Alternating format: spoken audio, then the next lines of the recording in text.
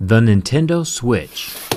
This is the most recent full-fledged gaming console from Nintendo, and this all-gray unit is the one lucky enough to end up on my desk with me. It's time to see what this thing is made of. Let's see if this system will be able to last the next 5 or 6 years until the next Nintendo system comes along and takes its place. Let's get started.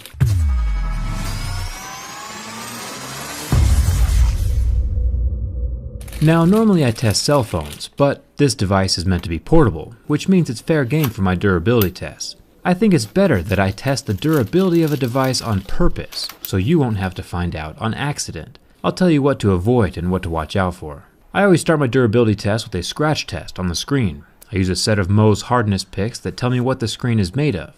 If it's plastic, it'll scratch at a level 3. If it's glass, like most cell phones, it'll scratch at a 5 or a 6. But if it's sapphire, like we see on some watches, it'll scratch at a level 8 or 9.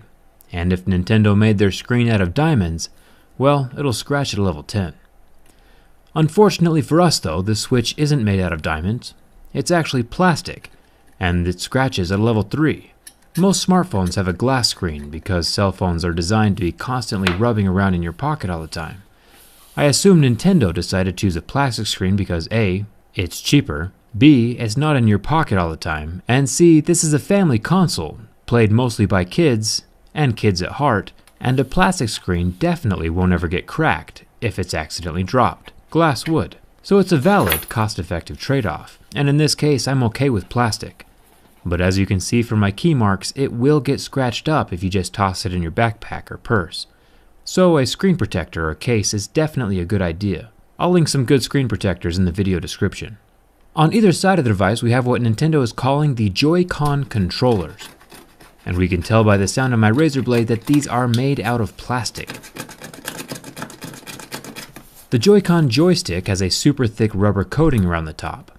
With how thick and strong it is, I can tell it'll take years of playing for it to actually wear out with normal use. Even with me deliberately trying to pull off the sliced portion, it was staying attached pretty well. So far, so good.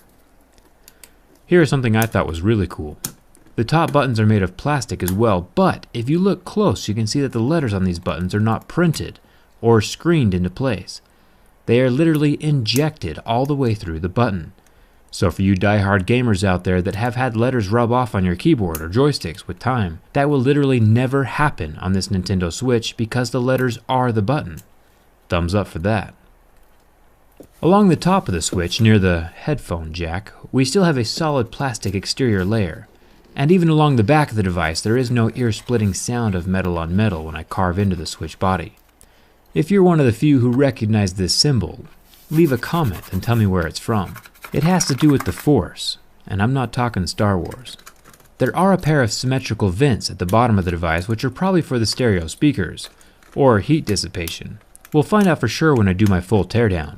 The holes are covered by a thin vinyl layer which is actually surprisingly easy to tear, so if you ever need to clean these out, be very careful.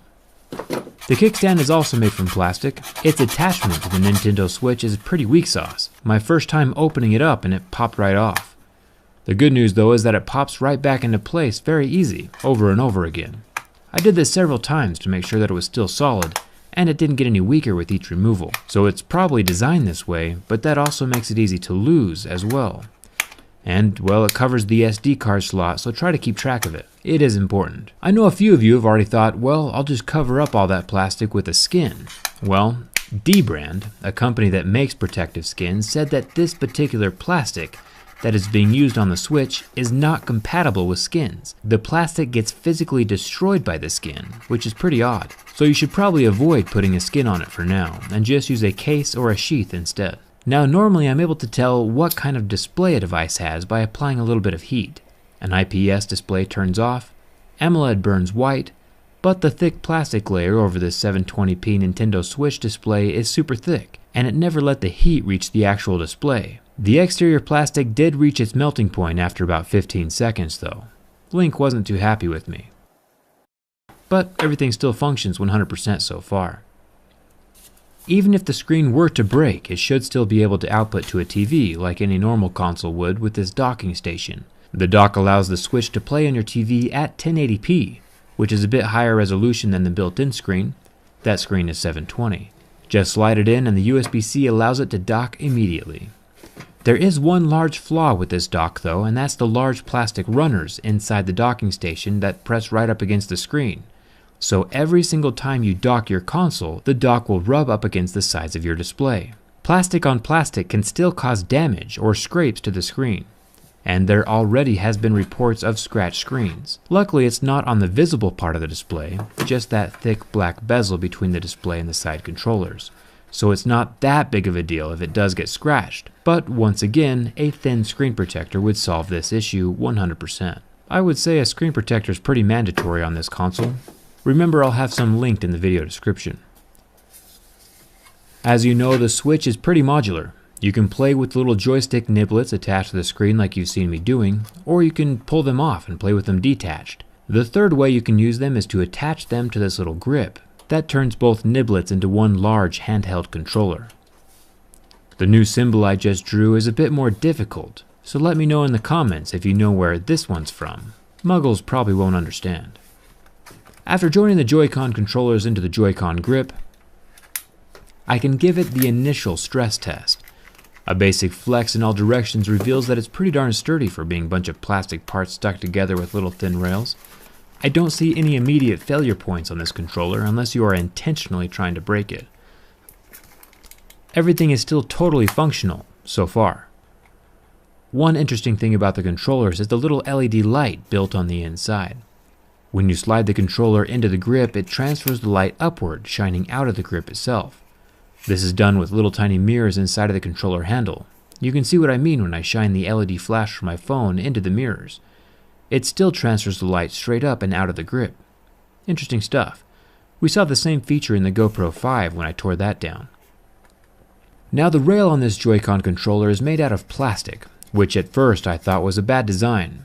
But it turns out the plastic Joy-Con rail isn't the failure point. The connecting rail on the console itself is made out of metal, which is rather refreshing when dealing with a console entirely made out of plastic. I do love how securely and satisfyingly these controllers click into place. Now it's time to find the failure point. Trying to bend the body of the console was futile. There was no breakage no matter which way I was bending from. The center body and the screen are very strong. Even the side Joy-Con controllers are pretty strong by themselves.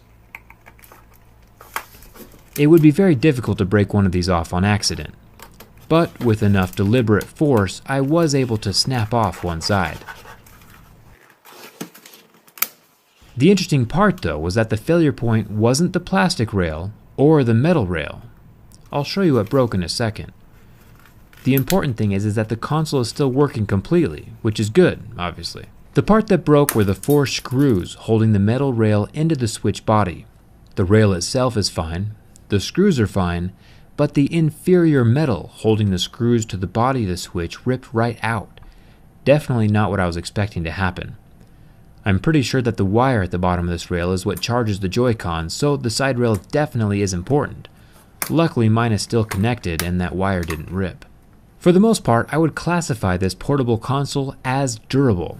Even though I was able to deliberately break mine, you shouldn't have any issues with yours unless you're dropping it off your house, or someone extremely heavy sits on it. But as long as you get a screen protector for that screen, the rest of the console should survive just fine. I can say the Nintendo Switch is definitely a successful successor to the Wii U. My Twitter followers knew this video was coming before anyone else, so make sure you follow me on Twitter and Instagram to stay up to date on my future projects. Thanks for watching, I'll see you around.